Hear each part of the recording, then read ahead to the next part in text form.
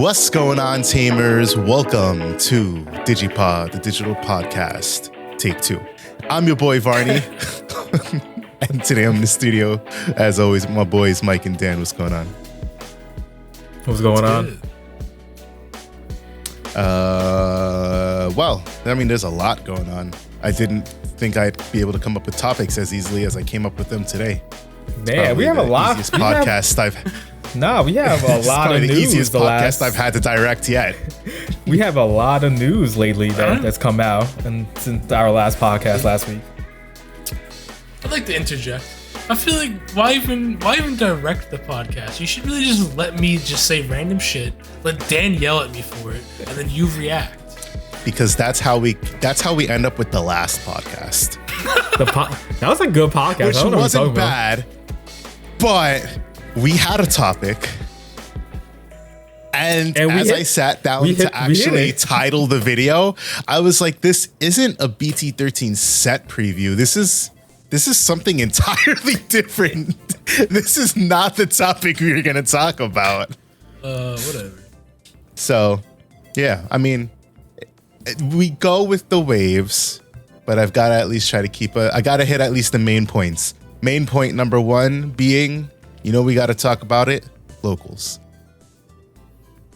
Yeah, Dan. I crushed it this week. Went 15. We skip Mike every week because Mike's a bum who lives in Philly and doesn't attend locals. I'm moving at the end of this month, boys. But he is coming back soon.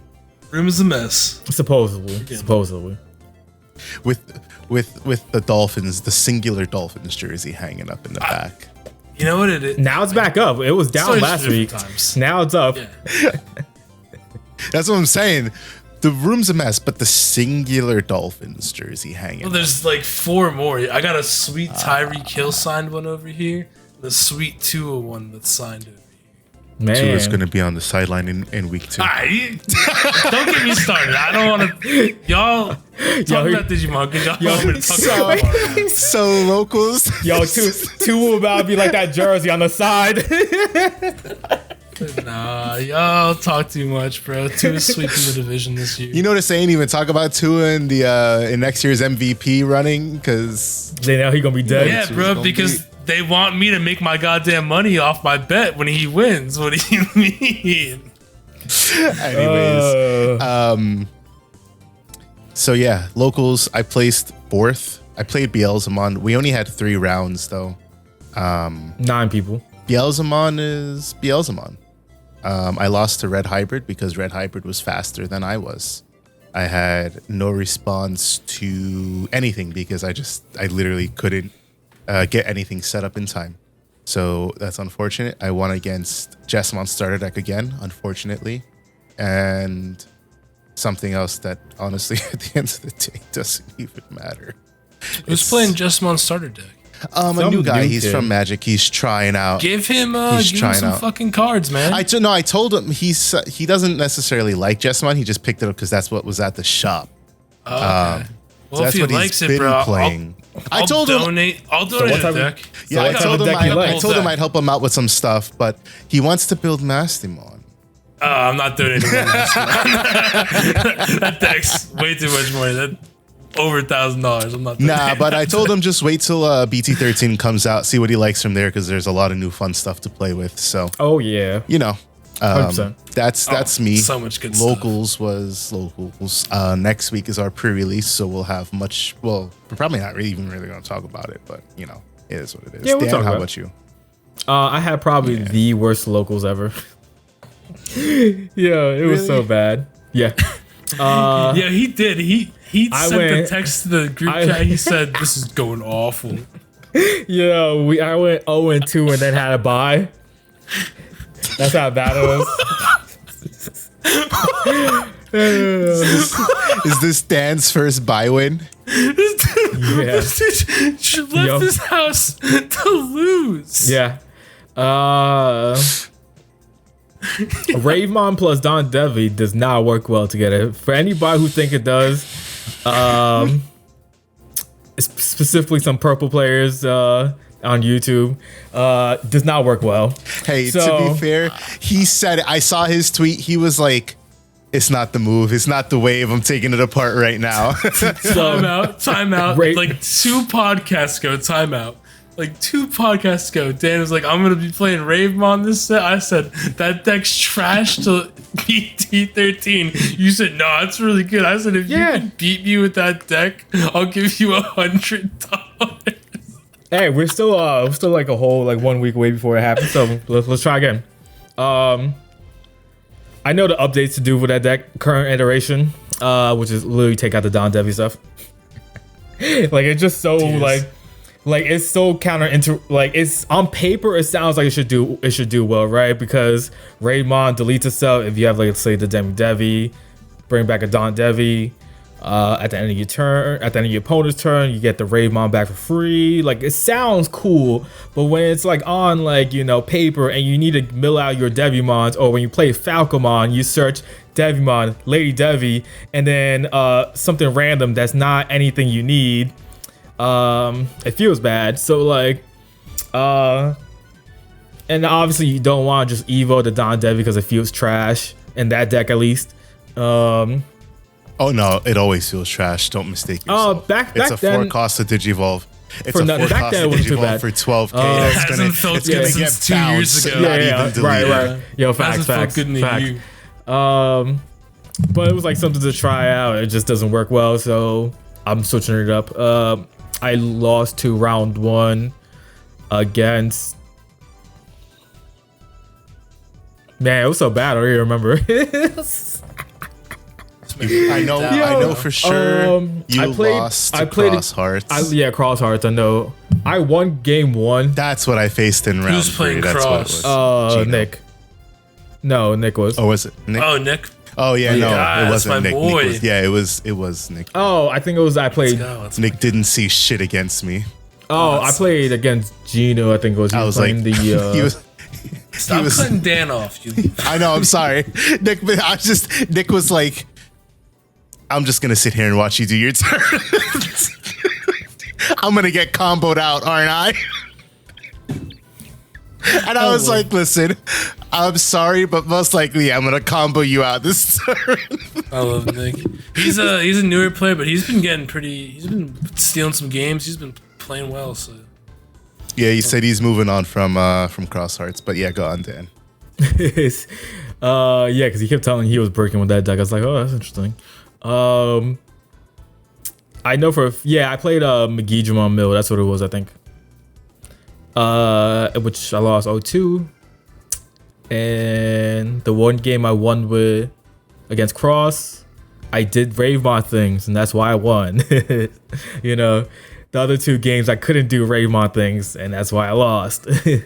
Because you know, the Devimon package. And then I had a beautiful buy. How it works. You know. You know, just beautiful. Sat there, did nothing, and went home dumb early. That was my local park, saw nature a little bit. Yeah. Want to talk trash to the people that were playing. Want to throw the deck down the toilet. No, yeah, but like I think with what I'm thinking of, like changing it up, I think it's gonna make it more like consistent, hopefully, and be better for it. But we'll see what happens. I mean, that's unfortunately just the issues you get when you're playing 2 different engines. Yeah. It's not even 2 engines that mesh well together. Because in theory they should, but... Exactly. I mean, just like you said, the searching of one and then you really just need draw power for the other is what you need. You need draw and trash power for Don Devi and search for Ravemon. So it's like... Yeah. Meh. And then like even like the Eismons kind of felt weird at times. Because like my Eismon kept having jamming too. So that was, you know...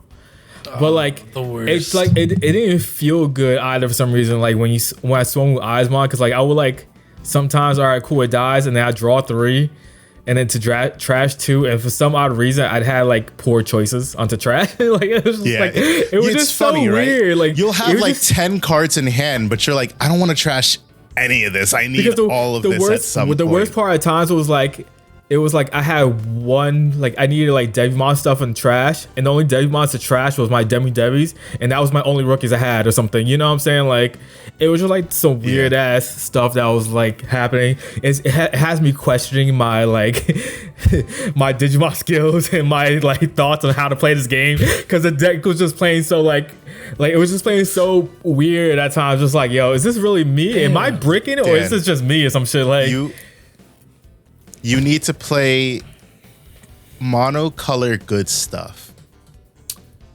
I was playing monocolored. Greymon? It's not good stuff. Is that Greymon? Yeah, right. Is monocolored good stuff just Greymon? No, not even Greymon, because Greymon hasn't been treating him well. You need to go play Red Hybrid for a couple weeks and get your mojo back. Then probably. Then go do everything else. I hate that deck. I don't know why. I don't like it either. In my head, I'm like, this is gonna be so fun. You just attack a bunch and you play tamers. It's never fun for me. It's not. It's really not. It's because the problem for me is that the person that plays it for us is like, you know, like it's just like since he plays it, I don't even want to touch it. Like.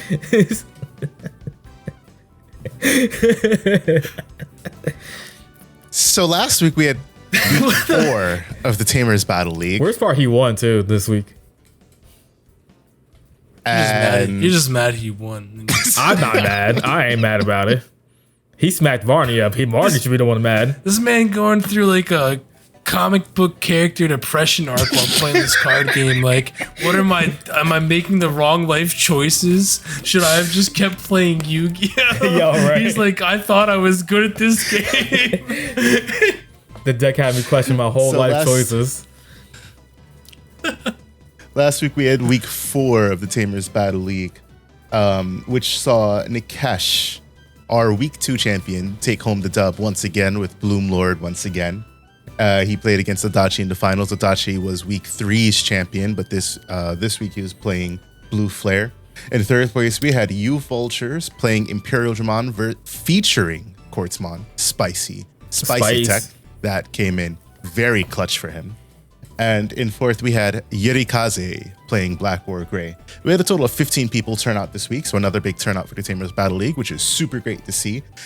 We have a new pricing structure for week 5, which is up, and you can find the link to that in our Discord if you want to participate in your Friday night locals happening at 7 p.m. every Friday for at least the next 2 to 3 months.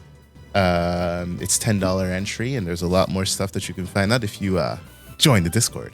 Because this is the part where I say, join the Discord. Discord. Moving on from the Tamers Battle League, we are going to have a new little segment which I call the Facebook Comment of the Week.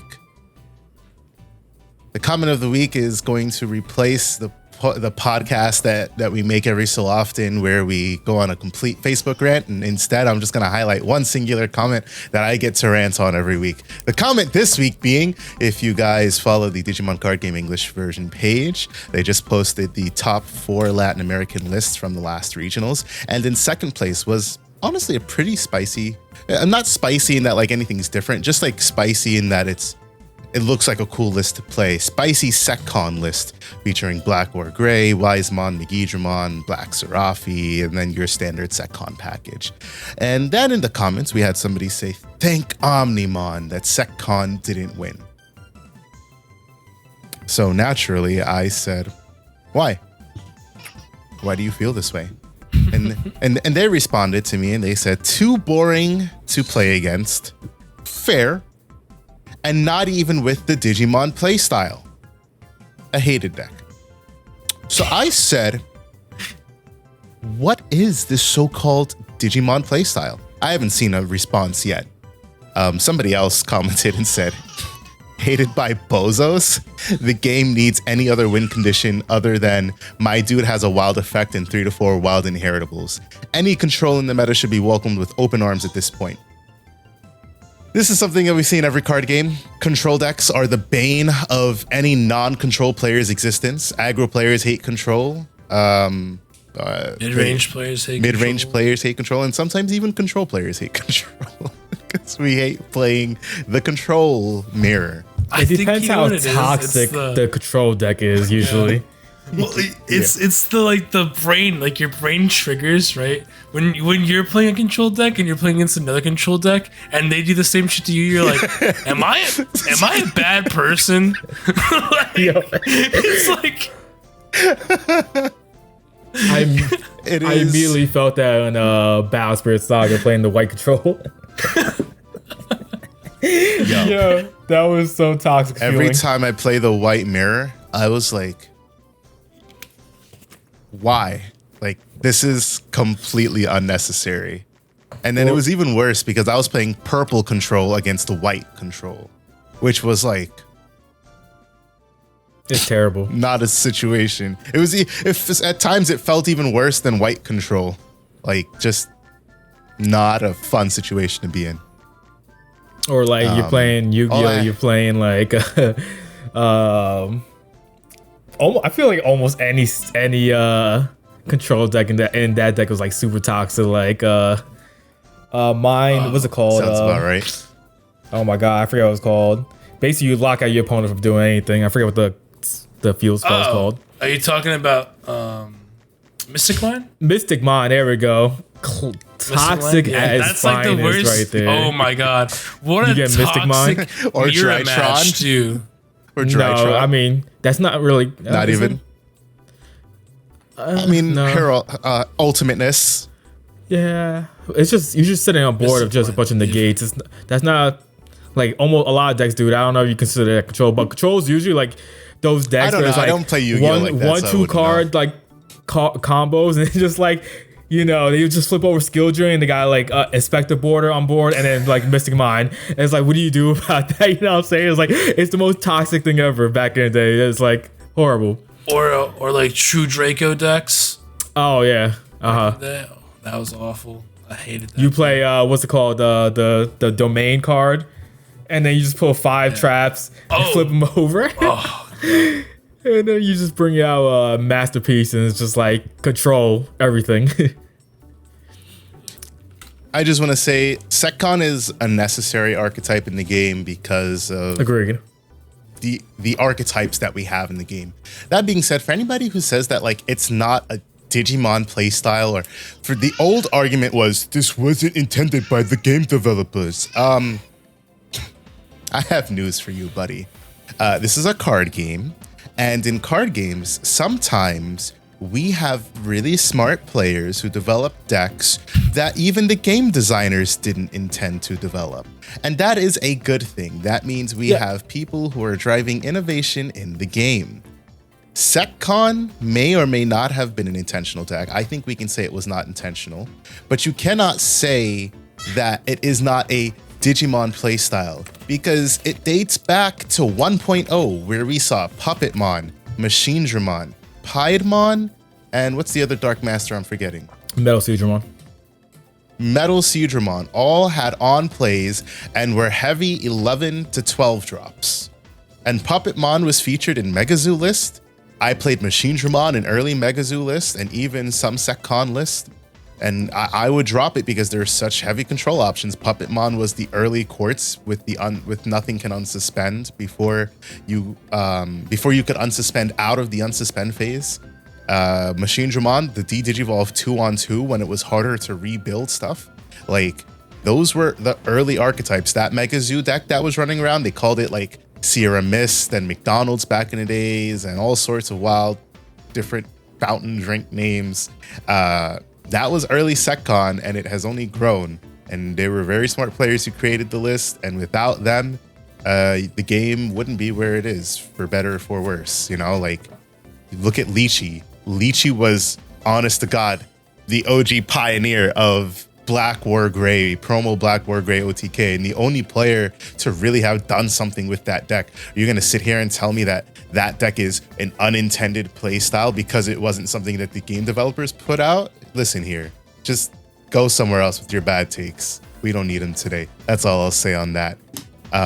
Moving on, we have poll results because I forgot to go over them last week. So in our podcast that we did on the problem with, no, it wasn't that one. It was, It was the problem with the Greymon card game. This is when Mike and I got into the scuff about Greymon X, BT-11, Greymon X, and Shine Gray. I asked the audience, do you net deck? In other words, do you copy others' deck list card for card and play it? We had a total of 18 responses, so a lot of people felt very strongly about this. 14 people said yes, I net deck as a starting point. 2 people said no, I do not net deck. And 2 people said yes, I net deck. And hey, listen, respect. All right, like, if you do it, it ain't no problem. I mean, I also net deck. I look at lists to get a starting point for stuff, and I think most people do that. And there are people that just straight up go out there and just look at lists and go and play it because they can't deck build. And I'm not saying that as a slight. It's a legit thing. That's you know, for me, a lot of the fun in a card game is deck building, but sometimes you just can't do it, and sometimes you just want to play. You don't want to do the deck building part of it, and that's fine.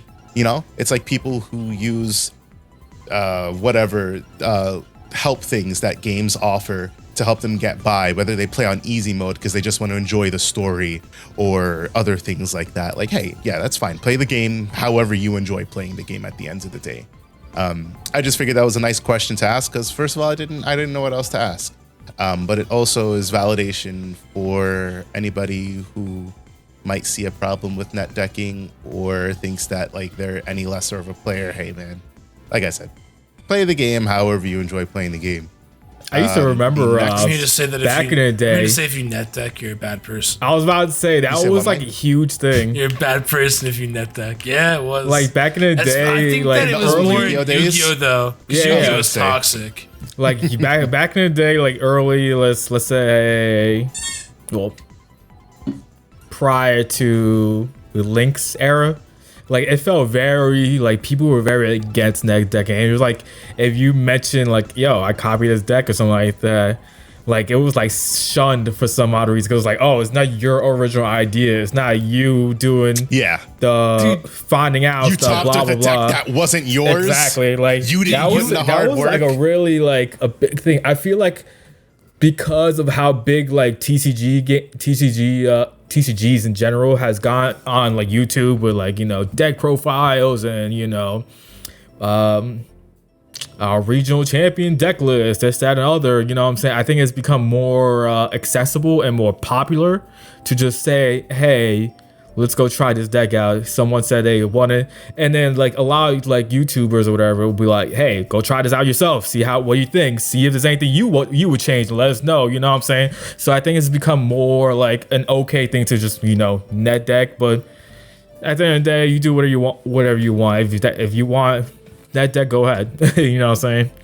I do the same thing what Varni says. Nobody's stopping you. I net deck to start my deck process and then figure out what I like and don't like in it and then go from there.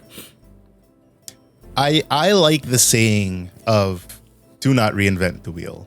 If somebody's already done it and you are wanting to do something similar, why are you going to go out here and put in a week's worth of work when you could have eliminated that by following in their steps and then improving on it? I mean, let's look at a perfect example from today's modern world. Threads. Yo. I'm gonna be honest. Like, it's a weird app. I haven't used it yet, but I've seen it and I'm like, it looks like Twitter. It's all right. And it's Twitter. It's diet like Twitter. The only thing I've posted on that, right now, the only thing I've posted on this app, it just says, is this just diet Twitter? Listen, if it looks like a duck and it talks like a duck, it probably is a duck. Like, it's funny. It happens all the time. People remake, reuse things that were already done. Samsung did it to Apple. Apple does it to Android. All the time. It's vice versa. Don't reinvent the wheel. If you have an idea and you find somebody who has the same idea, same thought process, it feels like they have the same thought process, I'd copy their list. I'd play it, but then I'd see what changes I would make, because that's the point that I get to. I'm like, okay, I like this, I don't like this, I don't like this, I'll change this, blah, blah, blah. But I think, like Dan said, it's gotten so commonplace. We all get to a point now where it's like, yeah, I'll try this out, but I'm most likely going to change it. And you know where a lot of the toxicity came from, hating net deckers and stuff too, I feel like? You know, like, no, like, just any card. Casual players you know, like that... You and your friends first start playing, right? You're building your tabletop decks, right? Yeah. You're playing casually, right? Oh. The first person that looks up a deck online that's good has just ruined it for everyone. Yeah, that's They've fair. just destroyed it. Y'all were playing with the most trash cards in the world before, and you guys were like, this is the best card ever. Oh my god! And in reality, it's the worst card ever, and there's a reason it costs 10 cents. Yeah. And then the first person that's like, all right, I built this competitive deck, they've just destroyed their friend. Nope, Yeah. Done. I can see that. So, I can see that. That's a very valid point. The next poll, which this is the Q&A from that same episode. I said, what are your thoughts on the Agumon and Greymon support? First person said bogus. That was from Curtis Posey Plant. I am almost 100% positive now that is demonic suicide. So he was trolling. Gray said that feel when Mike moves the goalpost every time Varney finds evidence. Ray said, it's fine. I don't even think it's gotten the most powerful support, just consistent, strong support. Like Agreed. Said here, the deck just runs the best cards they have. And then Jeremy asked, do you think it's a problem we aren't getting the 3rd anniversary update pack like Japan instead are getting ace starters? To me, it kills decent support for Bergermon and Galactic. Pull makes buying starter pointless. I'm not sure which starter you're talking about. I think you're talking about the quick pause. Probably the 14-15. Over. This is from 2 podcasts ago, isn't it? Yeah, they might have listened and then asked it on a different podcast. But I guess it's also kind of related. No, because last podcast was the BT-13 Royal Knights Meadow tier list. And yeah. Okay. Yeah. So they asked this 6 days ago. So this episode dropped yesterday. Actually, no, they wouldn't have listened to that. So yeah, they asked this before we dropped the current podcast. So I just lost it. Give me a second. But whoever asked that question, that was Jeremy. We basically talked about that in the last podcast. We won't reiterate anything here, except that it does change things big time, in our opinions. And it makes some things better, some things worse. So I'll go ahead and I know if you comment on Spotify, you listen to our podcast, so you'll hear it when you listen to that episode. I guess I can do it preemptively. So on the episode that we uploaded, because we're recording this, I didn't say it this time. Today is July 12th. It's 10 o'clock. 10 p.m. at night. We're recording this episode. 10:09. We recorded this, or we uploaded last week's episode yesterday, but we have some preemptive interactions. So I asked, what deck are you most hyped for in BT-13? I only had a limited amount of options. I asked Shine Gray, Mirage, Rave, Rose, Belfa, Royal Knights, and other. So out of 14 votes, we have, 2, because I voted. Out of 12 votes, we have 2 for Shine Gray, 3 for Mirage, 2 for Rosemon, and 3 that say other. So probably Chessmon, King Etamon, Prince Mamemon. Those are like the big 3 that I think about when I Leopard, Crania, Alpha, Jess, Ganku in a way. Like, yeah, there's a lot of fun decks coming out. I think we're gonna see a fair bit of innovation. Not too much different, but I think there'll be some people who top with some unknown things. Agreed. And like regional tops? Yes. Regional maybe, definitely ulti. Ulti for sure, I could see some weird stuff. Regional maybe. I feel like regional until they hit Shine. It's gonna be the Shine show. I agree. So as far as the question, I asked, how do you think the ace cards will impact the meta? Naimon said it will move the meta slightly, but won't change the game fully until BT-14 comes out. And then, okay, so Jeremy did respond. Jeremy said the Melga may not make that much of an impact, but Wargrey has a lot of good support. Also excited to play Alphamon again. Alpha is one of my favorite Digimon, and I like black decks. Yeah, it's nice to see Alphamon finally get a chance to not get nerfed. And but it's going to be unfortunately outshined by a lot. But I am definitely excited to play that deck again, as much as that deck hates me. And you're doing pretty good till it got stolen. I won one round. Yeah, that's pretty good. Although I will say I played Winter. Winter is fairly not local to us, but local in the region, Northeast area, in Connecticut, with our boy Lance, Garatina's Gaming. And he was a Armor Rush stan at the time, and that was a matchup I was worried about because Armor Rush. Sorry, that's just funny to think about. Could you imagine the meta when you had to worry about Armor Rush? I know, right? Damn. I was like, is this gonna kill me? What an irrelevant deck now. I know, right? It's crazy. But I had won against them, and it was a convincing win too, and he's a great player. But I had won, and I was like, this is probably the best armor player I know. So when I got that win, I felt so strong. I was like, bro, I have a chance to go all the way today because I know how to play the mirror. The only matchup I'm worried about, if not Armor Rush, is Melga. So I'm still upset that I never got to see out that Otakon regional. But moving forward, it is what it is. Moving forward, we keep our decks with us at all times and make sure that we know where our possessions are and do not let them out of your sight.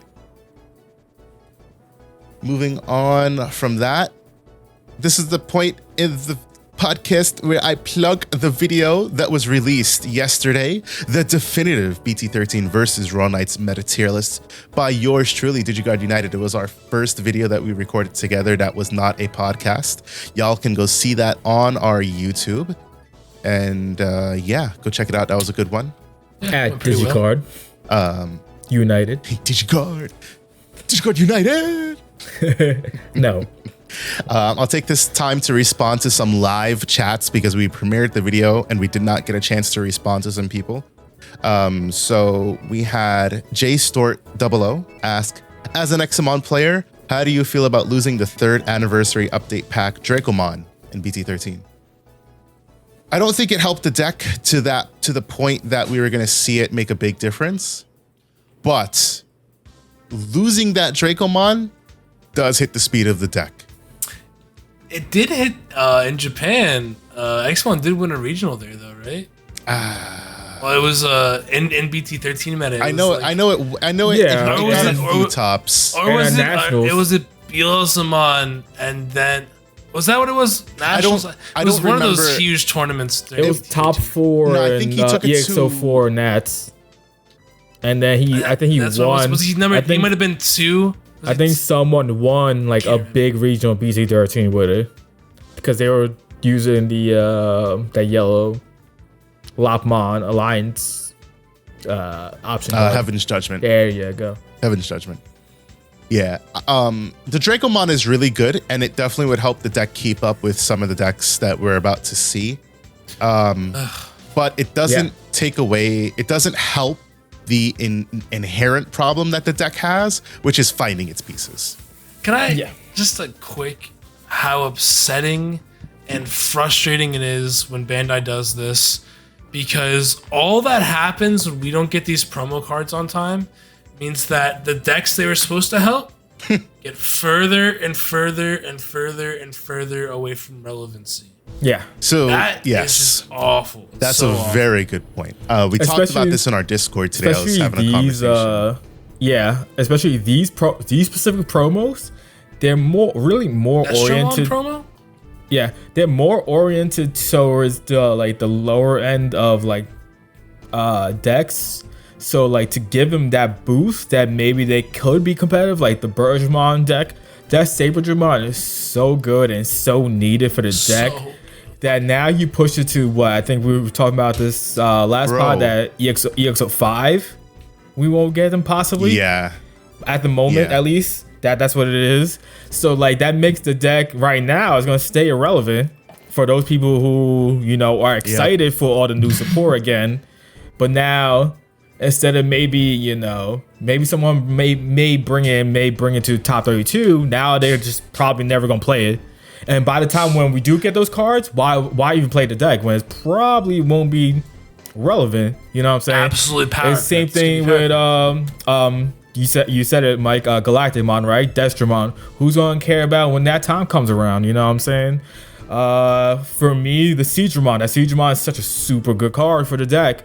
But like, am I gonna really care about wanting to play Fish Swarm when it comes out? It's gonna be, you know, I have maybe a slight chance of doing well with it this time around this time frame, which highly doubt it. But like, it just boosted it, and by that time frame, who cares?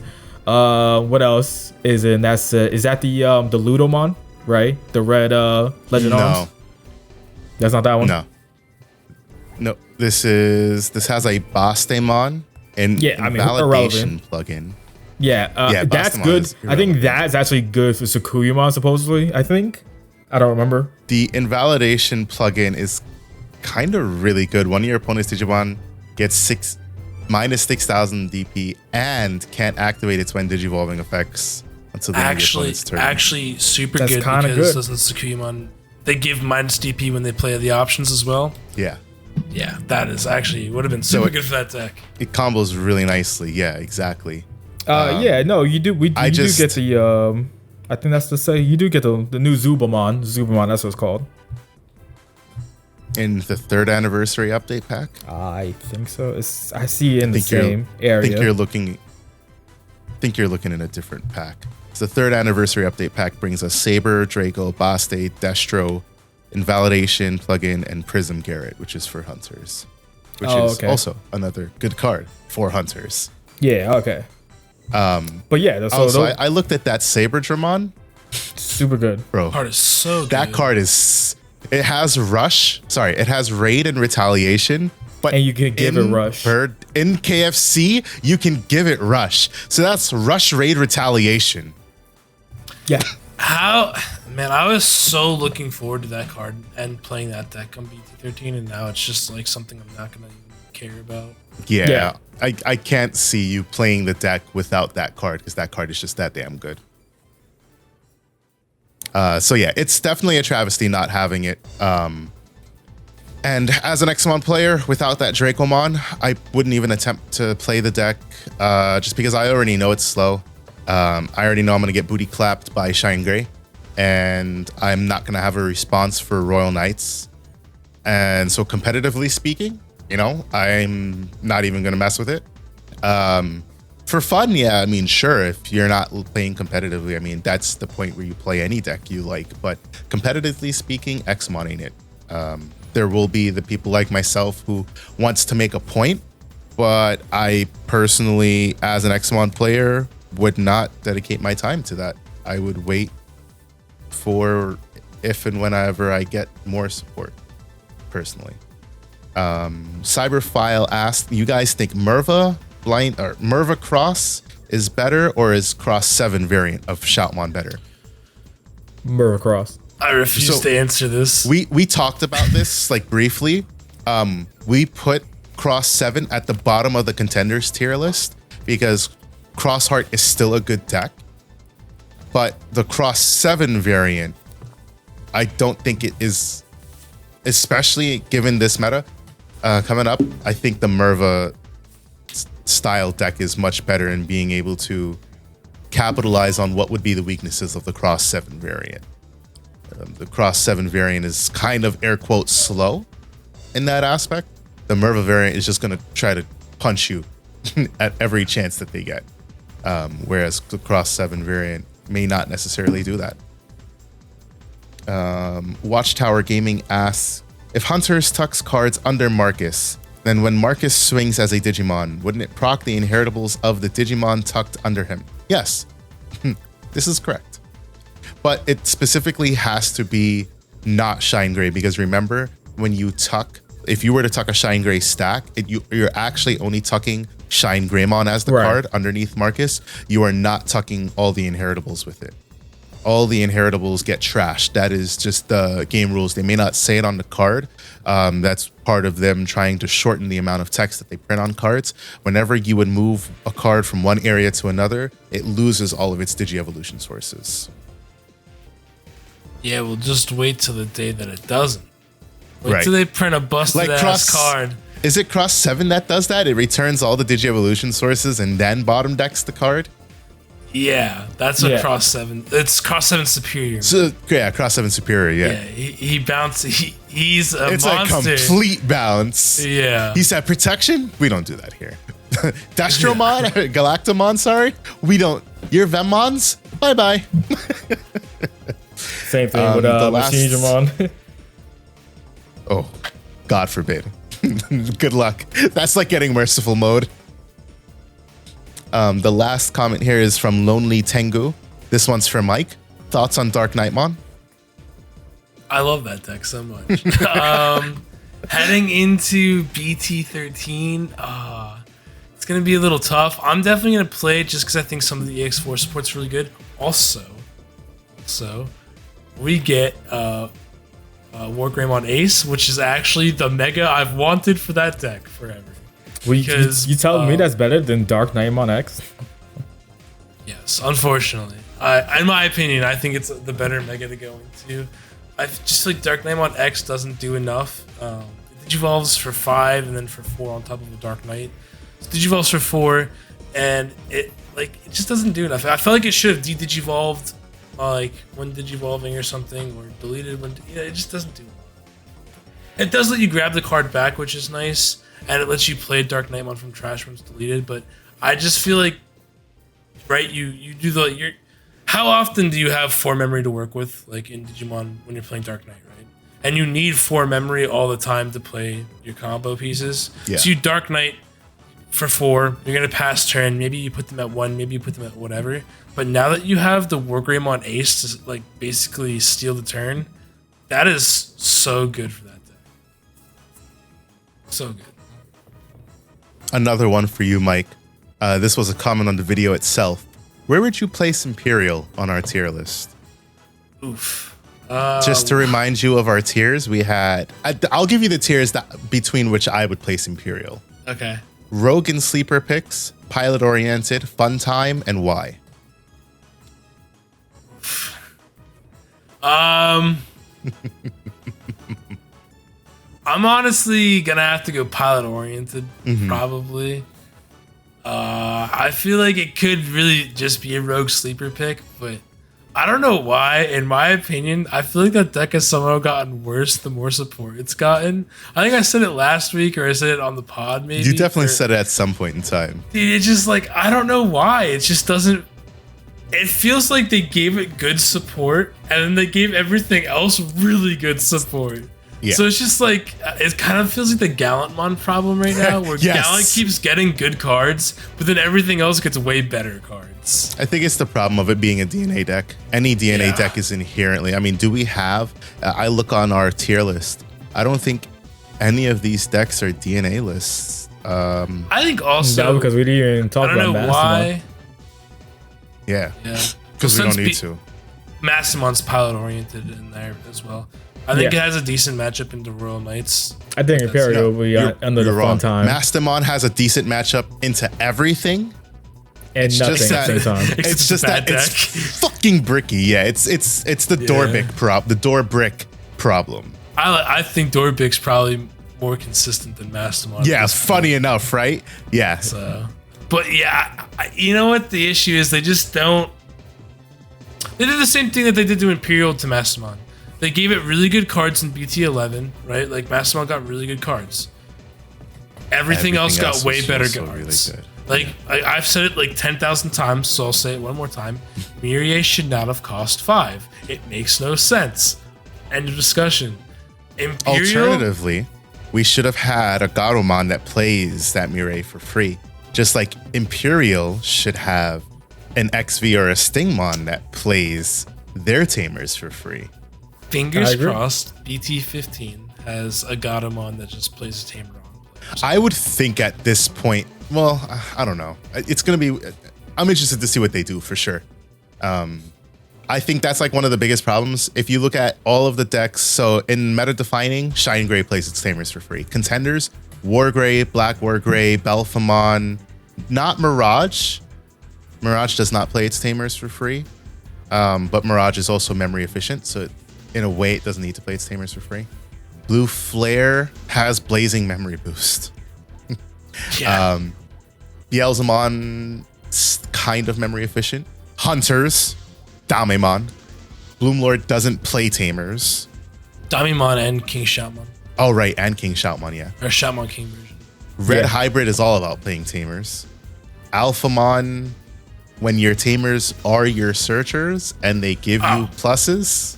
Yeah, it doesn't even matter. Cool Boy and Alphamon. Cool Boy and Yuji are just... Yuji, yeah, there's just so many. Sheesh. And then Cross, like, that's arguably, and Adachi said this.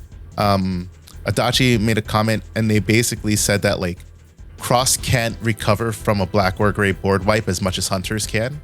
And that's a big thing because Hunters can definitely recover easier than Cross can. When you wipe out Cross Tamers, that a lot of times it feels like that's it. Well, because with Cross, your Tamers play your Digimon. Exactly. But with Hunters, your Digimon play your Tamers. So it's like you get the when Digivolving, so you don't have to hard play something. You can Digivolve a rookie and back and then do it. Right, exactly. So like out of and you see like the trend in what I just said. Cross is at the bottom of that tier list for contenders, but all of those top decks either don't need tamers or they're playing their tamers at in an efficient way. And Ulforce is in a Rogue and Sleeper pick just because Ulforce is, until it gets the training cards, it's in that weird sticky spot. But I mean, they play their tamers for free. Secon is those Secon. training cards help that deck so much. Yeah. Wow. Yeah. I wish they'd given us the training cards instead of the Ace cards. Agreed.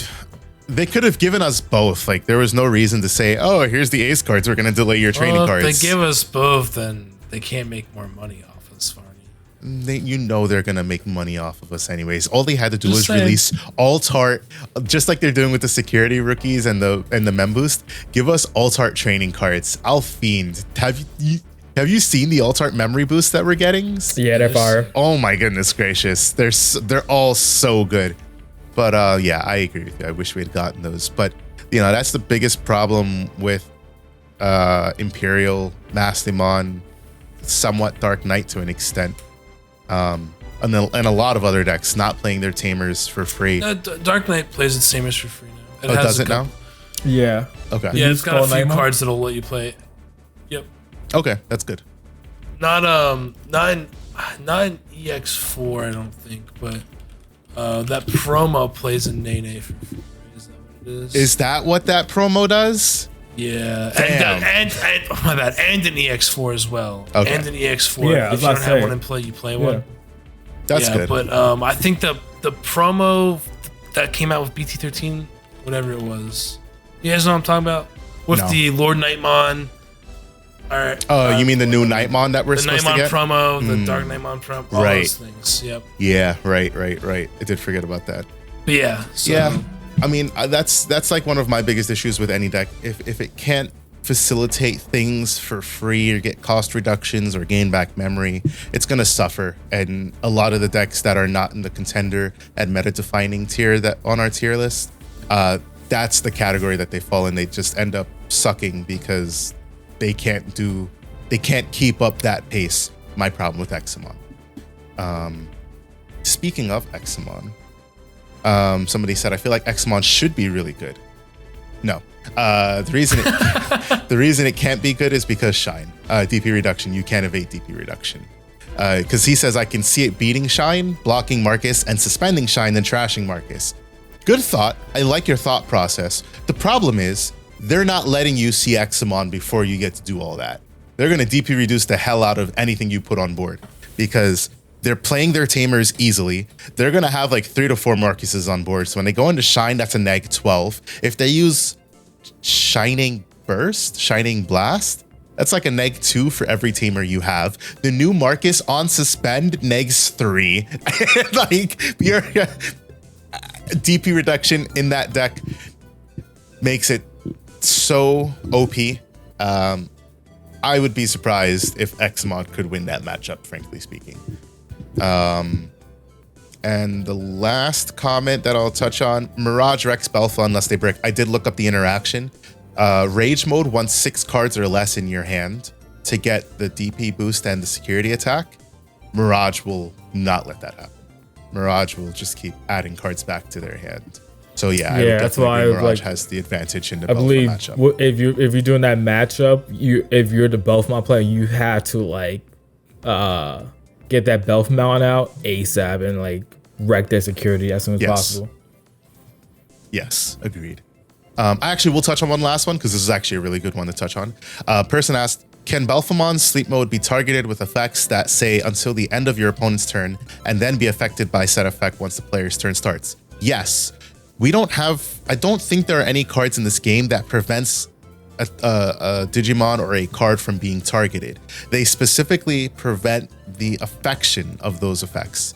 So if in the case of sleep mode as well as Yuya's protection on like Black or Gray Axe, you can target it with a card like Holy Flame that says until the end of your opponent's turn, it gains sec attack -3.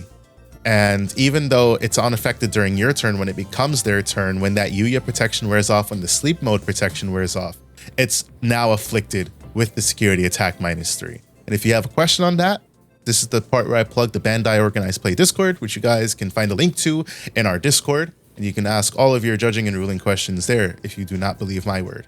That being said, I think I've touched on everything, and now it's time for the topic of the day.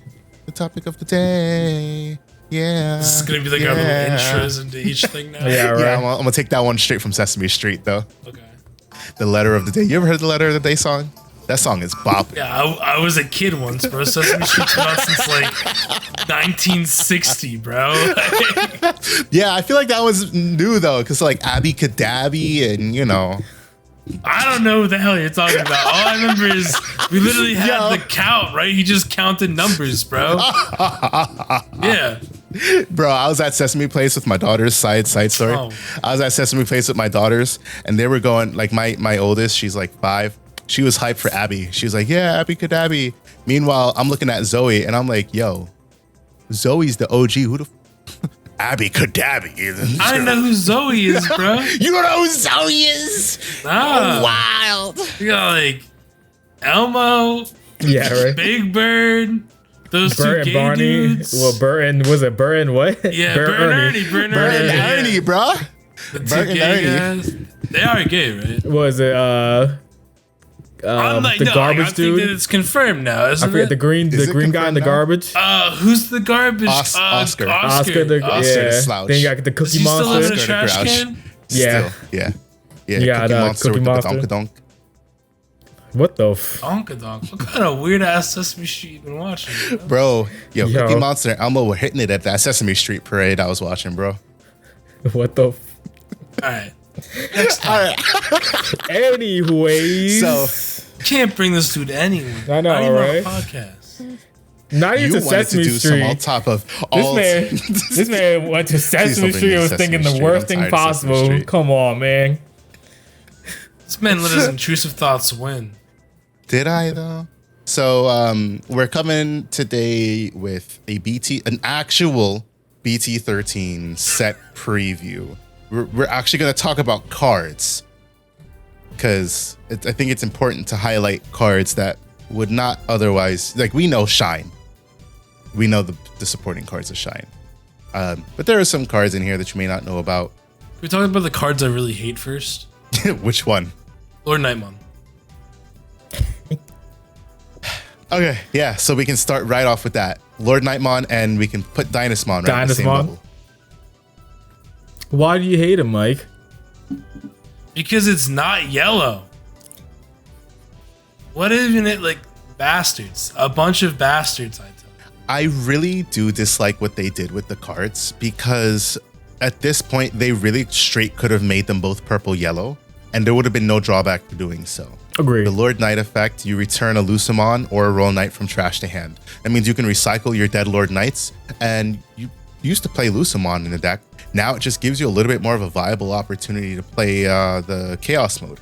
And also, opponent's turn, when an opponent's Digimon attacks, for each of your Digimon Royal Knight in play, in his trait in play, gain a memory.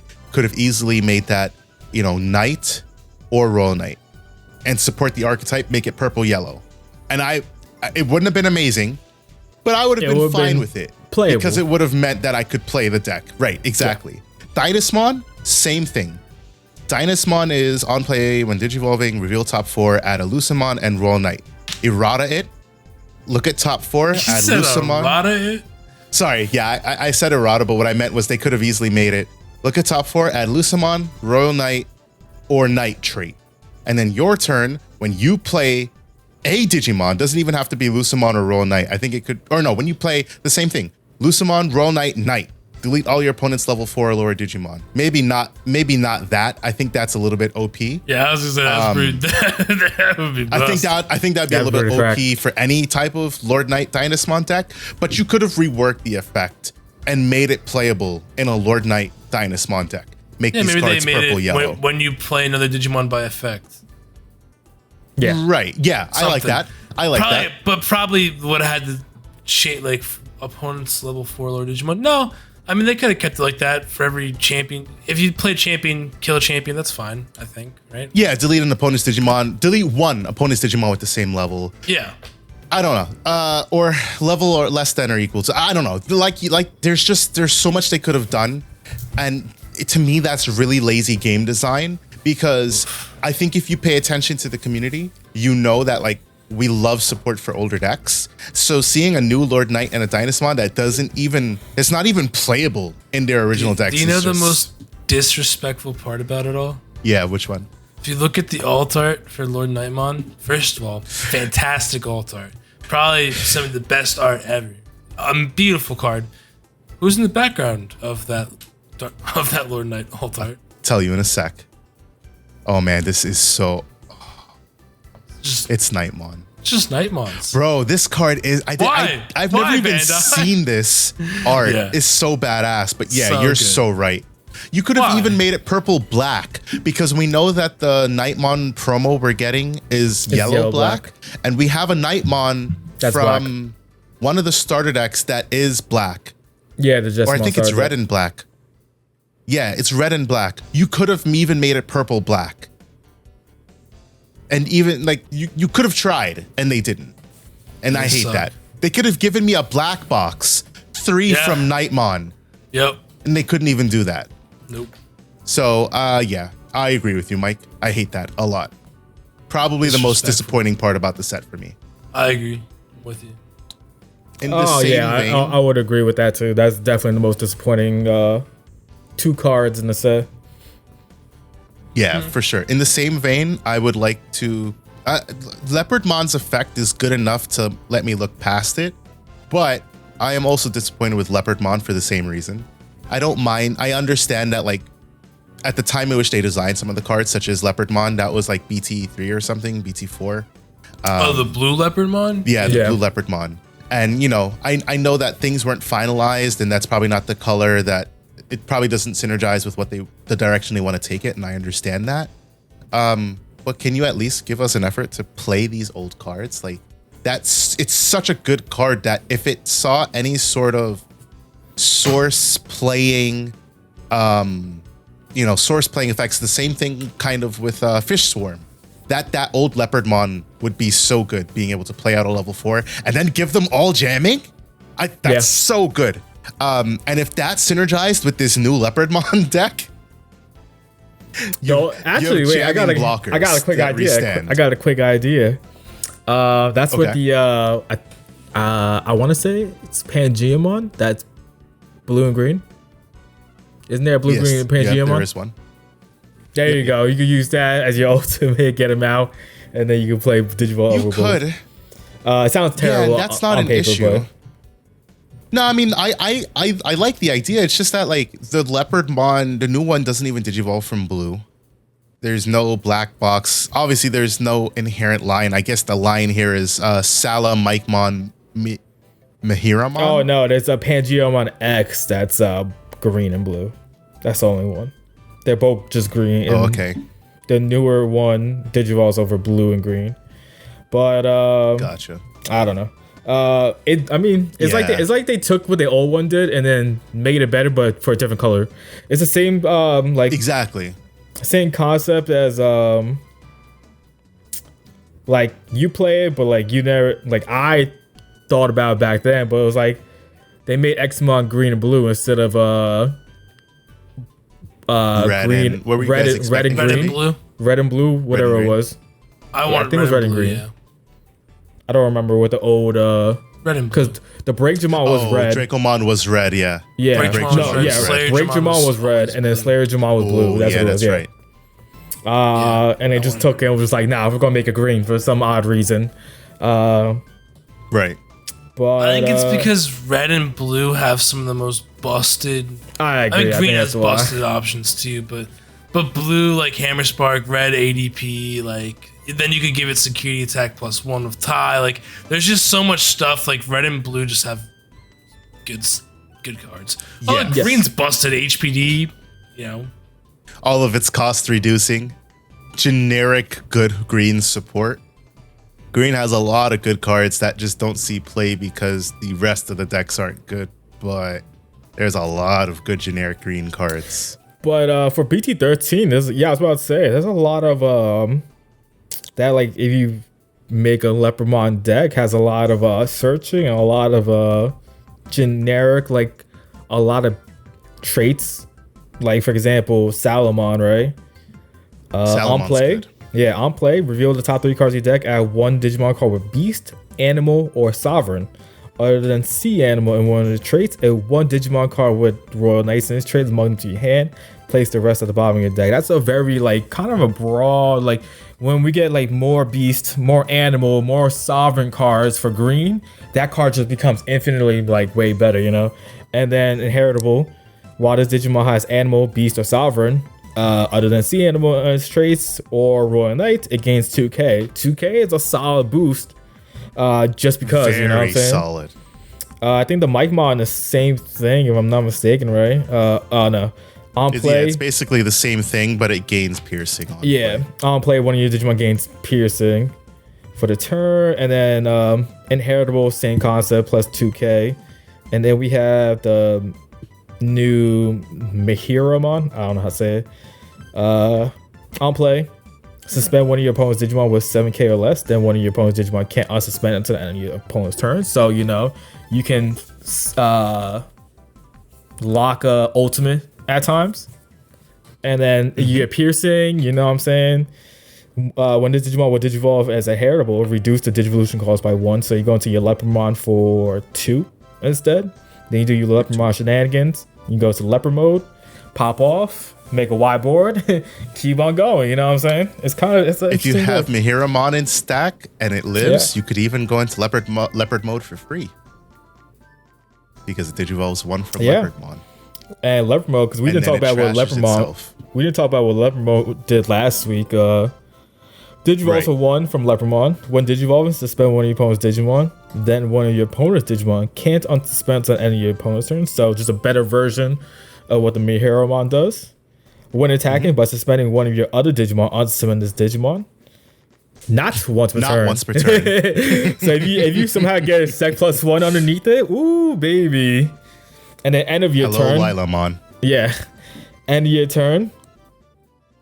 Trash the top card of this deck and unsuspend all of your Digimon. So you're like I think it's like Alliance Plus, right? Like you think about it because you can make a wide board with all the effects, and then your attacking effects suspend one of your other Digimon to unsuspend.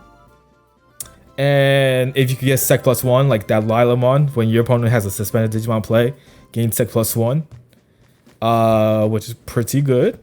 And then you just keep going, and then you're like, nah. When my turn is done, they gonna be blockers again, because I think something makes them blockers. An entire right? board. The Leopardmon makes them blockers. Leopardmon. All turns when your play another Digimon, all your Digimon within Royal Knight's trait, and all your green Digimon gain blocker until the end of your opponent's turn. It's cracked. Really good card. That's why like I'm not as mad about the Blue Leopard Mon not synergizing. Because they made it I'm only slightly mad because because they made it good. I'm just only and they give it a line too. Yeah. Like that was another thing with the Dynas and Lord Knight, just to go back to it real quick. There's we no saw line. these and we were like, oh, okay, so does this mean that we're gonna get a Lucamon deck? No. Lucamon was not the secret. And then we thought, okay, maybe there's gonna be another Savers set. No, BT-14 is Blast Ace. BT-15 is Original Adventure Part 2. BT-16, we don't even know what it will be yet, but it's presumably going to be nothing related to Savers since they just skipped it for 2 sets. So it's like, you gave us Lucamon support, but where's the Lucamon? It's like the Bagramon problem all over again. But at least we kind of knew we were gonna get one. We have no idea when the Lucamon support card is gonna come. Exactly. Watch them sprinkle it in like they did with Creepymon and be like, oh, here's a Lucamon secret. But it's like, okay, cool. Can we get a functioning deck? Because Creepymon is such a cool purple card, but it has no functioning deck. Yeah. Like you use it as a tech card in mill decks. Yeah. So, I can make do with Leopard, but Lord Knight and Dynas are sad. Big sadage. Card that a lot of people are excited for. Magnamon. We are. Blocker. Digivolves 3. Yeah, because they're like, yeah, Armor Rush. And I'm like, yeah, Armor Rush. I'm sorry. I don't think it does anything. I don't think Armor Rush was on our tier list. And if wasn't. So if it was, I don't feel like it was. No, I don't feel like it was. It wasn't. And so if it was, I would have put it in the fun category. Yeah, I agree. Not even pilot oriented, not a sleeper pick, because it's not consistent nowadays. During its meta, it got away with what it was able to do. It's not consistent enough to keep up nowadays. I mean, it does what it does Especially consistently. not without the training cards. It's just there's so many things that can just pop their board, and it doesn't matter. Right. But the Magnamon's pretty good. This one only digivolves from yellow, so they took away the digivolve from blue. It just digivolves 3 from a Vmon. It's a native blocker like the other one. And this one has, when it would leave play, you draw 1, then play a Vmon from your hand or its Digievolution card. So it's like Suedo. That's not bad though. That's not too bad. It's a super nice card. It just doesn't, it's not like it helps the deck a ton. And it's not like, oh sure, you can still play Magnamon X, but I'm sorry, it's not doing much of anything. Likewise, I think this is the perfect time to talk about the new barrier keyword, something that a lot of people, this came in with like, this was a keyword we got with the most, like, the lowest fanfare I've ever heard for a keyword, because they were like, they didn't even really announce it when they were making the set. We just saw the keyword, we were like, what the hell is barrier? And then we learned what it does. When this Digimon would be deleted in battle, by trashing the top card of your security stack, prevent that deletion. And we're like, oh, okay, cool. That's like, yeah, that's how enthused we are, right? We're not even like talking about it. Like Mike's just doing whatever he's doing. I'm doing whatever I'm doing. While you're saying barriers, like you know what I'm saying? I think it has potential to be a really cool mechanic. It's just so new, and we don't have anything that like interacts with it that much besides the couple cards. It's like, because, I mean, yeah, it's a thing. Because like, what makes it even worse? It's the fact that barrier is on it's on like Leomon? 3 cards. Yeah. Yeah, no, it's 2 cards. It's on Chirinmon and Loader Leomon. And on Chirinmon, it's not even, which Chirinmon is the, I believe it's the ultimate for Kentaurismon. Yeah. So it doesn't even give Kentorismon barrier. It's barrier on the main body. And then for Loader Leomon, it's barrier on main body and as an inheritable. But that's for Bonsho Leomon, where that's actually not bad. But I don't think I want to be trashing security in a Bonsho Leomon deck. Because it's not like Bonsho Leomon or anything Leomon related has easy access to recovery. Their saving graces that come BT-14, they're vaccines. Well, Bonsho Leomon's whole thing is that when it's on the field, when a card's removed from your security stack, you play a yellow card from your hand. Right. Yellow Tamer card. Yellow Tamer. So like you could like that's not bad. You could like barrier and then play that, but it's okay. But again, you're removing a life resource, and you don't have an easy way to recover. And without like the BT-14 stuff, I wouldn't be surprised if somebody does some Cobblepot stuff because they're vaccines, and that's what all of the yellow stuff in BT-14 synergize with. But like as of right now, I look at this keyword and I'm like, that's complete and utter trash. I wouldn't even try to play a deck doing this shenanigans, because why would I ever want to like not even add to my hand? Why would I want to trash my security? We need we need like cards that say when this card is trashed from security, activate this effect. Oh, so okay, Richard Sampson. Perfect segue into Richard Sampson and Icy Breath. Richard Sampson is our yellow tamer for Kentoris. When it's trashed from security by an effect, you may play it. So start of main, if there's a total of 6 or less in both players' security stacks, you gain a memory. I didn't even know that's not that bad. that card did. That's not too bad though. That's not too bad. Main, if there is a total of 6 or less security in both players' security stack by suspending this tamer, one of your Kudamon may warp Digivolve into a Kentoris in your hand. That's kind of by paying correct. its memory cost. And that's pretty good. Yeah. And then Icy Breath is when it would be trashed, you activate its main effect, which is one of your opponent's Digimon gets minus 3,000 DP until the end of their turn. Then if there's a total of 6 or less, all gain sec -1. I think the issue is that even with cards that like give you effects when your security's trash or whatever, like Digimon that say like when this card trashes a card from security, do this, whatever.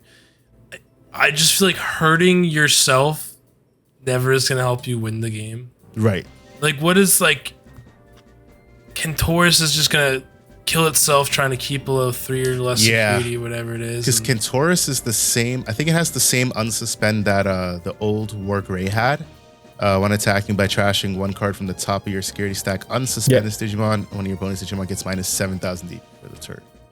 And I think the old, we talked about it a little bit. Like the old War Grey worked because the meta was slower then. Yep. Like you're trashing cards in BT-13 where Shine's gonna have a tamer swing at you for 2 checks, bro. A tamer swinging at you for 2 checks. Like you can't be. I just feel like you can't be messing around with stuff like that at this point. It's a fun deck. It's a cool deck. The mechanics are cool. I just don't think it's meta relevant.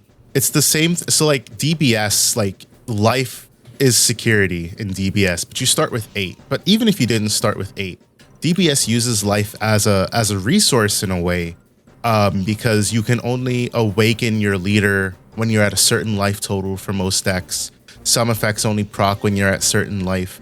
And that's kind of what we need. I mean, we see some of those effects in Digimon, but somebody said what we really need is for like yellow decks to take advantage of like recovery and losing security is some kind of like a break effect in a way. Where it's like, oh, when you're at 1 security, like here's this effect that really helps you out kind of thing. And I could definitely see yellow getting that as a mechanic and it being a plus. It just, you can't. I mean, they kind of already do have stuff like that, though. It's like when you're at 3 security or less, you get such and such effect. That's already kind of a thing. Right, but like not in a, like we have those maybe on the body of Digimon or as option cards, but not like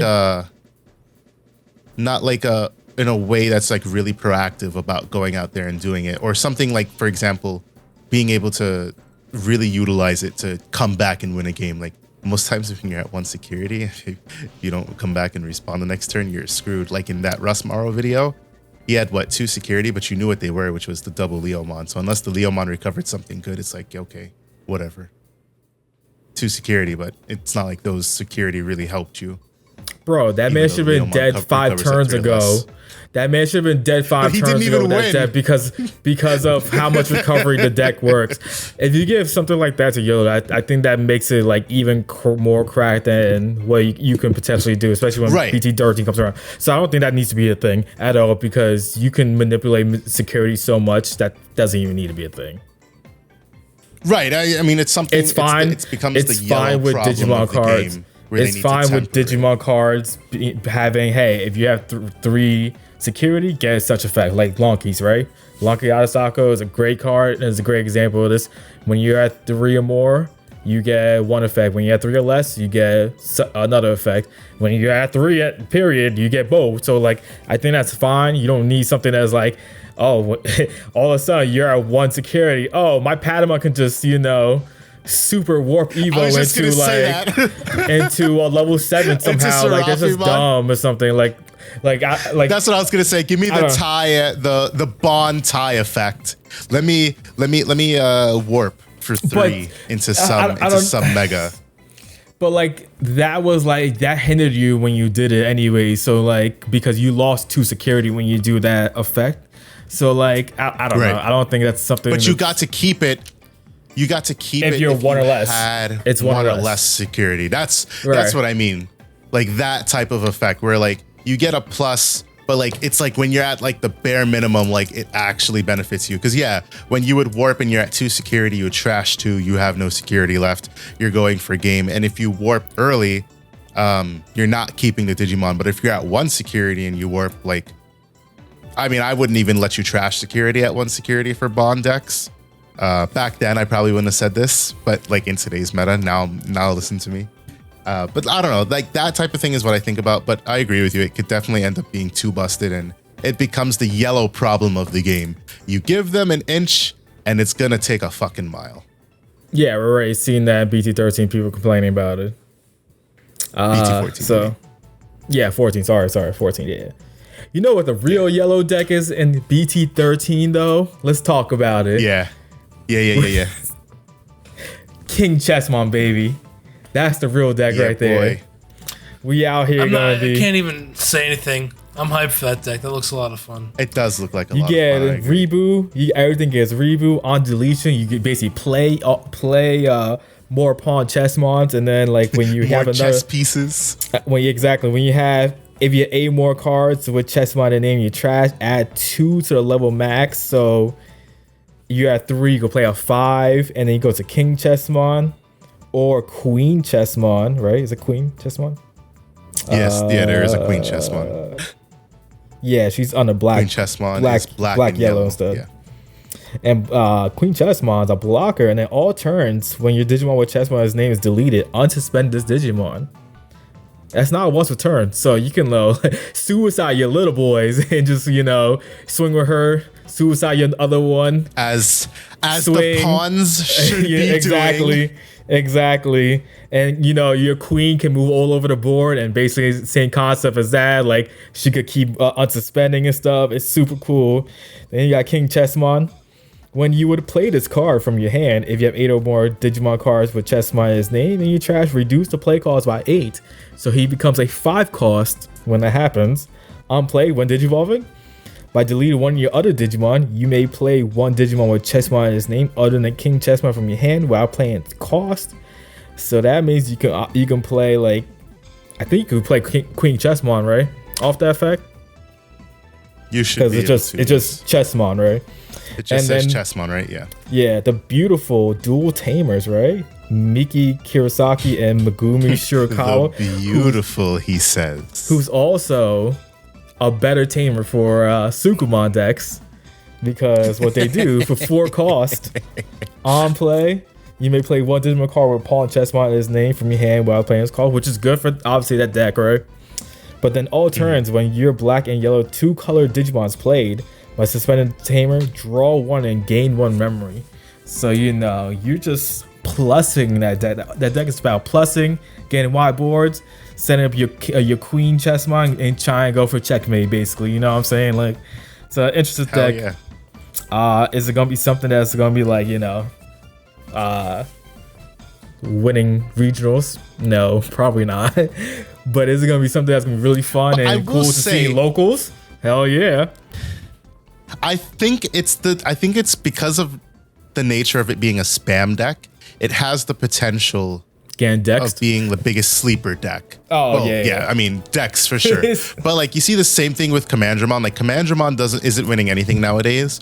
But never discount when you see that random Commandramon deck in a regionals, because you could get slapped up really easily if you don't you don't play your cards right. And fast, exactly. And this is the type of deck where shit could snowball really quickly if you can't respond, because it's a spam deck, right?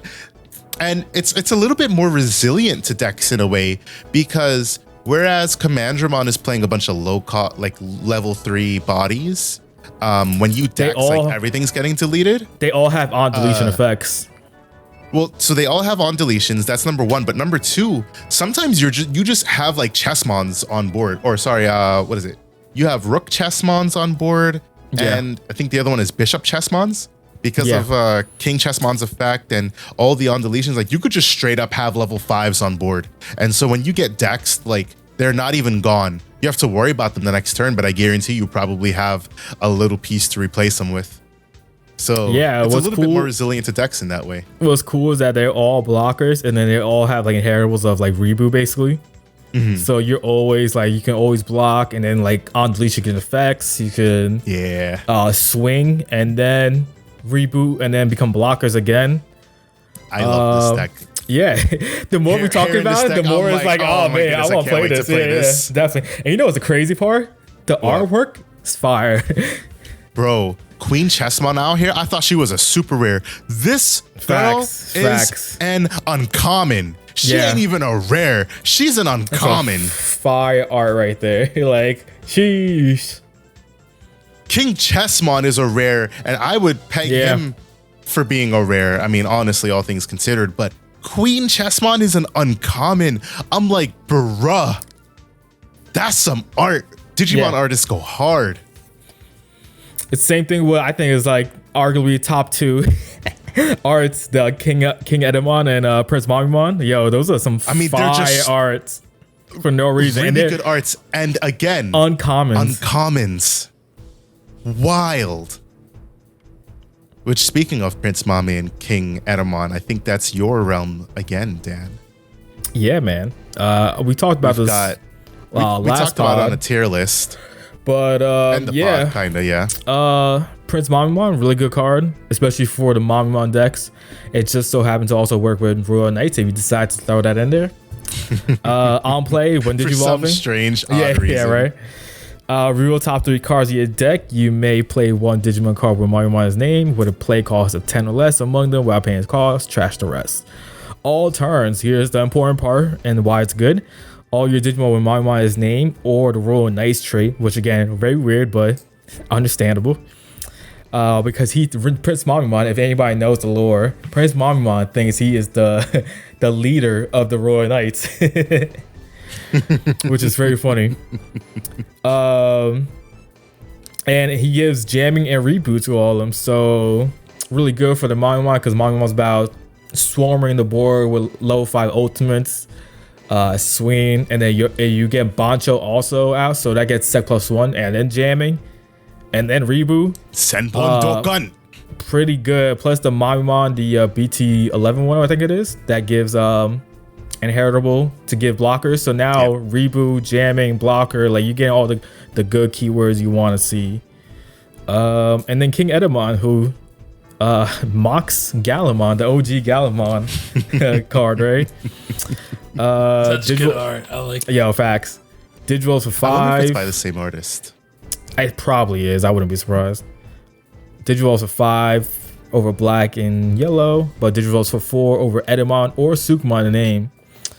All turns, once per turn, when another Digimon with Edamon or Sukumon and his name is deleted, one of your opponent's Digimon get neg 3k DP and sec attack -1 until the end of your opponent's turn. That's pretty good. Especially since it's all turns, so it's not just your turn, it's all turns. So like If you block, because I believe all turns, all your Digimon, Edmon, Sukumon, and their name gain blocker, and cannot be returned to the hand or deck. So now you can purposely block your Sukumons. With your Sukumons, they get their own on deletion effects. Then you get King Edamon's effect to minus DP and sec attack -1. We also, in the same set, get King Sukumon, right? Yeah, so Digivolves for 4 over black and red, black and yellow. But Digivolve 3 over Sukumon's name. When attacking, you may play 1 level 4 lower Digimon card with Sukumon's name from your hand without paying its cost. Super good for board swarming also. Like we were just talking about with the Chessmon deck, right? You board swarm a lot more. All turns when this Digimon will be deleted by deleting one of your other Digimon's Sukumon's name, prevent the deletion. So again, you go into that King Edamon, you save it by killing another Sukumon, or even your opponent's Sukumon, because remember, you playing the old school King Sukumon. You make their Digimon a Sukumon. For some reason, King Edamon gets deleted. hey, delete that. Then give something else. Delete -3K. your Sukumon. Yeah, exactly, right? It's super good. And then you also get Platinum Sukumon. For first time we've seen a Platinum Sukumon. On deletion, Digital 1. That's always good. Always good. And it's a 3 play cost. Yep. So it's like, we plus now. Do you really want to delete this? I hope you delete this and you don't have something that you would hate to be Digivolved. It was great about it, right? You just have it out with King Edamon, block with that, then Digivolve, then second. You know what I'm saying? Like it's steamrolls. It's like really good. And then finally we get a new Chumon, which is great for the deck because it needed it. Finally. On play. By trashing 1 card with Sukumon or Edamon's name from your hand, return 1 card with Sukumon's name. So you get that good recursion because you want Sukumons in your trash. You play like Gearmon, trash 1, draw 2. And then he has the same undeletion effect for Inheritable. Oh no, it's different. Muffle. If this Digimon has Sukumon or Edamon's name, you may play 1 Chumon suspended from your trash. So recursion, again, baby. More recursion. We like trash on board 24/7. Yeah, that's fitting. Yeah, it's another. I think it becomes a decent deck now compared to because we're gaining some more support for the Sukumon stuff for a while. Again, it's not a deck that's gonna be like you're gonna see winning regionals or anything, but can you see us maybe sneak one in that top 16, top 32 or something? Possibly. But yeah. Some cards I'm excited for. Yeah. I don't think I've ever been so excited for a set. I think BT-13 is truly I haven't been this excited for a set since maybe BT-9, honestly, as funny as it is. I was really excited for BT-9, and then prior to that it was probably like BT-5. So it's funny, it's like the keystones, BT-5, then BT-9, and now it's BT-13, which isn't necessarily a keystone, but it's definitely going to be the end of an era.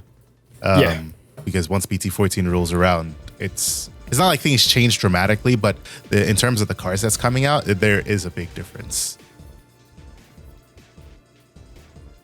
I think for myself, cards that like I'm looking forward to seeing, anything that gives me support to play generic black good stuff, because black is also another color that just has a lot of generic good stuff, but good stuff sometimes just isn't enough. But like with that being said, we do get Reboot on a level 4 body as an inheritable, which is nice. So now you're not relying on seeing, if you need Reboot, you're not relying on seeing it as a level 3. You get the Giromon. This Giromon is super nice. Basically, when you declare blocker, you trash top card. That opponent's security. I feel like that's security. Yeah, sorry, you trash top card of your opponent's security stack. I feel like that's like if you're playing Craniumon, like you're probably playing at least 3 of this, because just being able to declare block and then you combo that with Endless Waltz or Waltz's End, whatever it's called. Declare block, delete, trash, like oppressive. It's the same kind of Examon oppressive board presence that I like. Speaking of Craniumon, we have people in Discord asking for my Cantoris and Craniumon deck list. Y'all will get the spice when the spice has been refined. But right now the spice is still cooking, so I can't give you all the deck list just yet. Yo, you know those memes where it's like, who let him cook, and it's just like burnt food? That's what y'all are about to get. Don't think you guys are getting spice. Don't think you guys are getting anything playable. Y'all are about to get some burnt ass food. Damn, the disrespect. Chicken with raw chicken, You no out here. seasoning. That's what you about to serve up these people, bro. Excuse me, sir. I am deeply offended by that. Yeah, well, you've missed Don't- a lot of And then you time. also get the generic Gatsumon. It's a blocker, and then on deletion, if it's your opponent's turn, reveal the top 3 cards of your deck, add 1 black card among them to your hand, return the rest to the bottom of your deck in any order. So like adds more to more searching for black. Black blockers. But Yeah. I hate that card so much. I hate giving up a Digimon to get a search, especially a rookie, because rookies are such valuable commodities. You want their search immediately. You don't want their search to be a proactive thing where it's like, okay, I'll play around that and I'll bounce it or some stupid shit. Like, yeah. Or I'll delete it. Then you don't even get to block. Then it's like, cool, I got the on deletion, but like his purpose of being a blocker was null and void. Because we didn't really talk about it at all. It's probably we'll touch on 2 archetypes. We'll touch on Ravemon because Ravemon gets its line fleshed out, but also Rosemon. Because as we saw in the tier list, Rosemon was a deck that made its round in Japan as its own deck, weirdly enough, somehow. But it mainly sees play in Bloom. Yeah, I was gonna say top end. It's mainly a top end for Bloom, exactly. So Ravemon, we get a new Falcomon.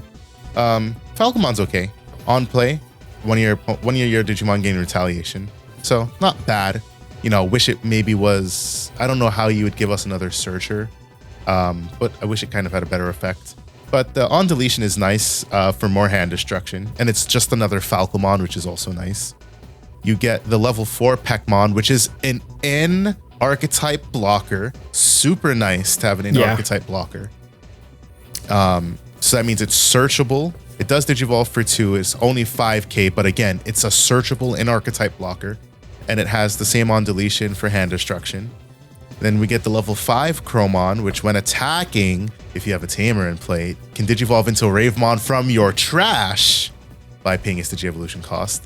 So now you get to utilize your trash as a second hand, which is the strength of any purple deck. Yep. And then on deletion to play a level 4 lure, which means you can play back the Falcomon Searcher, which means you can get more search, which gives the deck consistency. And then the new Ravemon is at the end of the turn, you delete it, and then you can play a Ravemon at the end of your opponent's turn. So it's the ninja thing. And then on deletion, you can play a Falcomon or a Keenan from your hand or trash, which is super nice, being able to play out your Tamers for free. Dan, is that something that the deck does currently? Yeah, the first Peckmon does that. It plays if you don't have Keenan on board, you can play Keenan from your hand. But the great thing about that Ravemon's on deletions effect, that it doesn't prevent you from having multiple Keenans on board.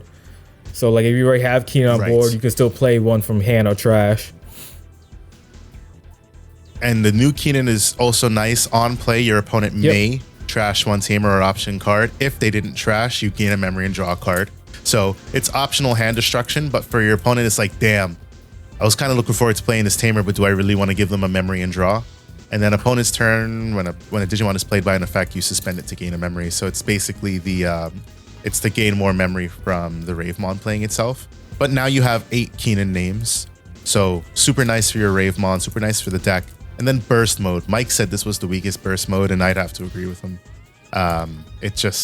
It doesn't do that much when you look at it, but we'll read it anyways. When Digivolving, look at your opponent's hand, trash 1 card in it. Then if they have 7 or fewer, they add the top card of their security stack to their hand. Then when attacking, by returning 1 Digimon from your opponent's trash to the bottom of their deck, delete all your opponent's Digimon with the same name as the card returned by this effect. So it's cool in theory, but it's so lame, honestly speaking. Like, especially comparing to what the other burst modes do. Like, I would have rather you just give me more hand destruction. at this point. I don't even care about Digimon. Just give me more hand destruction. Yeah, 'Cause if I can destroy said, their like, hand, they can't play the game. when digivolving, that effect, and then when attacking, do that same effect or something, I think it'll be a way more like valuable, playable card. I mean, you're still gonna play it regardless, but like it doesn't feel as bad as like what you're saying though. Being able to look at your opponent's hand, this is the first card that does that, to be able to look at your opponent's hand and snipe a card out of it. No, I think Bagramon was.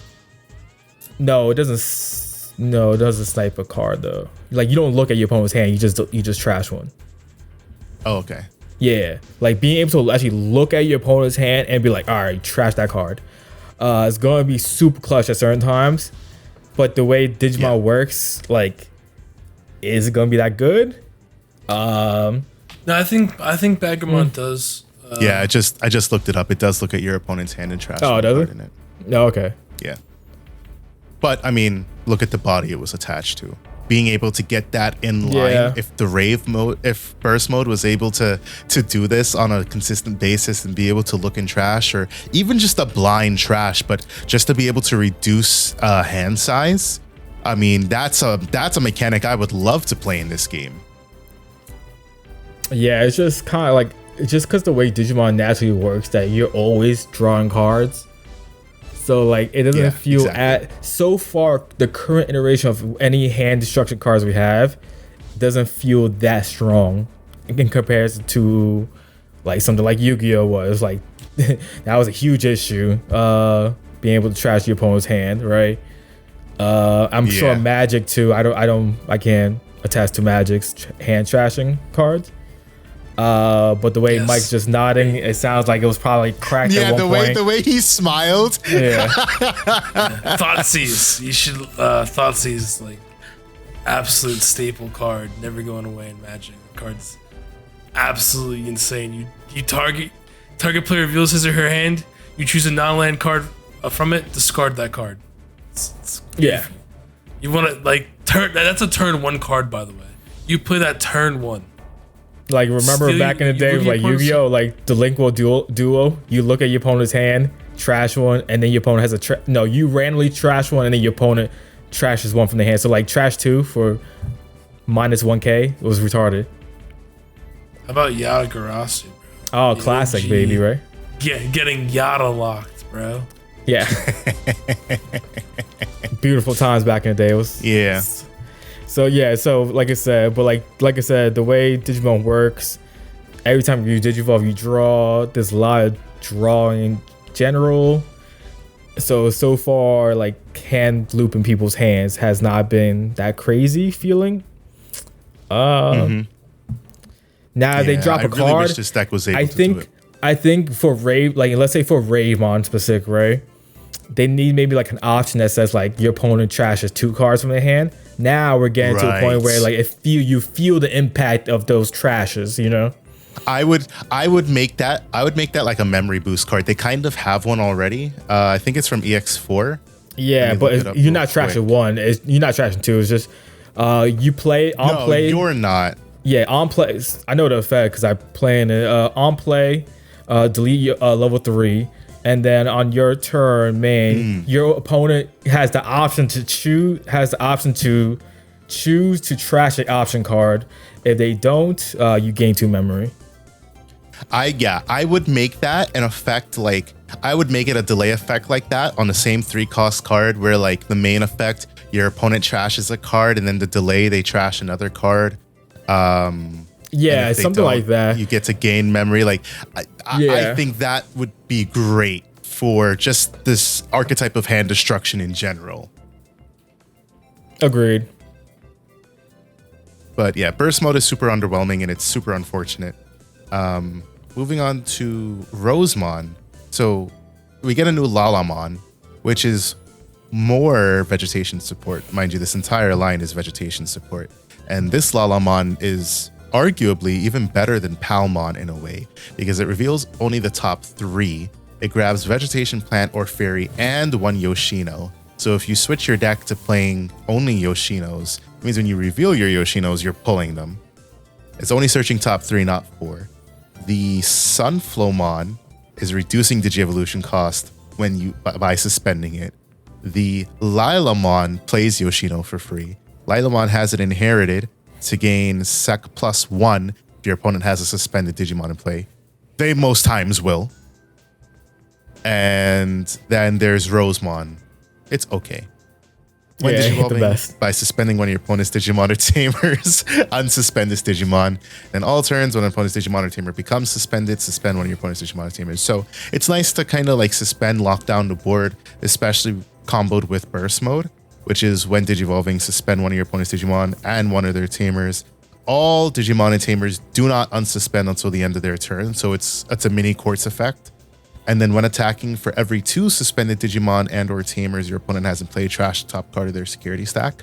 So it's a super nice top end to the deck. It's just that if Rosemon did something a little bit more than what it does, if it maybe wasn't so reliant upon like your opponent having a board, if it did something a little bit more proactive for you, kind of like in the way that Bloom does, I think it would be better. But that's why we see this more as a top end. Like people would just straight, especially with like HPD, and because the Sunflow and the Lalamon reduce Digivolution cost if you have a Tamer in play, you could just straight Digivolve into Burst Mode on top of a Bloom after you HPD'd and gain back 5 memory.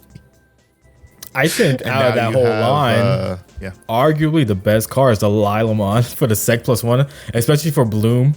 Yes, like you're gonna be suspending your opponents. So you're the basic, like, you know, basic play, your Bloom is going to swing for 2 checks, 14k. Now you're swinging 14k 3 checks. Kind of cracked. Yeah. And let's not forget the Palmon, the Palmon you play in Bloom. It searches top 4 for vegetation or plant, and fairy. You get to pull one of each. Or one of a vegetation or plant and one of a fairy. So Lilamon's a fairy. That means you can pull Ultimate and Mega, Ultimate and Champion, like super versatile. That's why I like playing Lilamon, the BT-4 one in my Bloom deck, because I like that versatility of being able to pull this fairy. And some people do play the one of Rosemon. I mean, you might as well. It doesn't hurt. It's not like like I said, it's not a bad card. It's just like on its own as a deck, it doesn't do enough to stand up. That's why I have hopes for future Rosemon support, but we'll see what happens. I think that's all like the decks that aren't meta. I guess we could talk about, we already talked about Jesmon, how Jesmon can turbo itself like stupidly quickly. And this was actually a comment that was made on YouTube that we were underestimating Jesmon. We're not underestimating Jesmon. Jesmon is a red deck, and Jesmon suffers from red deck issues, being able to see all your pieces. Yeah, you can do things cheap, but you need to see everything to be able to pull off that entire combo. Good luck doing that on a consistent basis. Just because you can doesn't mean that you will. This is what Dan talks about when he says Digimon is not a perfect game. You know, the level system that we have here, it's a nice thing. It makes the game different than others. It also means that you're not going to be able to pull off your combos in the way that you want to. So as much as we want to love on Jesmon, we can't. It's just not, it's good enough. It's just not, I mean, we put it, in pilot oriented, I think. It deserves that spot, if not a rogue pick. So the rest of the meta, I mean, the rest of the cards are basically Shine. There's the KFC cards, which frankly, I don't think are worth discussing without the promo. Damn, but that Biyomon is good though. Biyomon is good. So is the Garudamon, I think it is, right? Yeah, it's not bad. Like y'all said, no, they're not bad. It's just that, like y'all said, without that Saberdramon, why are you gonna want to pick up and play this deck? Yo, I feel like that Aquilamon is so random. Like, it kind of is. It kind of is. Did her Biyomon Digivolve to Aquilamon? Because I don't remember. I don't even know. Oh, I think it was just a Warp Evo to Garuda, wasn't it? But like, it was just so random and it doesn't do anything. Let me say it this way. It does. Sora is so forgettable. That no, that's Misty's. This is Misty. This is yeah, that's right. Christy. I'm sorry, not Misty. Christy Damon. I feel like it probably just straight digivolved into she's the best. She's the best Biyomon tamer we have. Hey, Akiho is pretty good. No, it's not bad. It gives the rush and stuff. But I'm talking about like she's really good. She does more than Sora ever did for Biyomon. Yeah. In the card game, at least so far. Sorry, Sora. Sorry, Sora. Let's see what support Sora gets in BT-15. Hey, she's gonna get Ace Garudamon, so it can't be all bad. Can't be all that bad, right? We'll see. The rest of the cards we didn't talk about are basically the cards that are going to be the meta. Sans, Fish Swarm, which is, I mean, just generic good stuff in a way. There's Blocker on a level 3, Blocker on a level 4, Blocker on a level 5, Blocker on a level 6. Yeah. And then the Jumbo Gamemon, when your opponent's Digimon attacks, you play a level 5 or lower. So it plays more into Fish Swarm, but I don't think you play that over what you currently play with like Aegis and the other stuff. Hell yeah, as your backup Mega, you're going to definitely use that. Oh, our backup Megas is either Ancient Mermaidmon or King Waymon. 5 to F Digivolve. those cards. God, I hate everything about them for the deck. Well, there's that. You heard it there from the Fish Swarm Master. Belphemon, no need to discuss what Belphemon does. We talked about that last pod too. So very good deck, very strong. About that. We'll take this time to say before we end pod, if you guys want to hear us talk about any decks in depth, let us know. We can definitely make content on it because Dan and I are getting a case. I might have purchased an additional case. And Varni. What you is did wrong not. with you, bro? You did not. And so we're gonna be playing you didn't let me know everything. Do you want to buy another case with me? We talk about this later.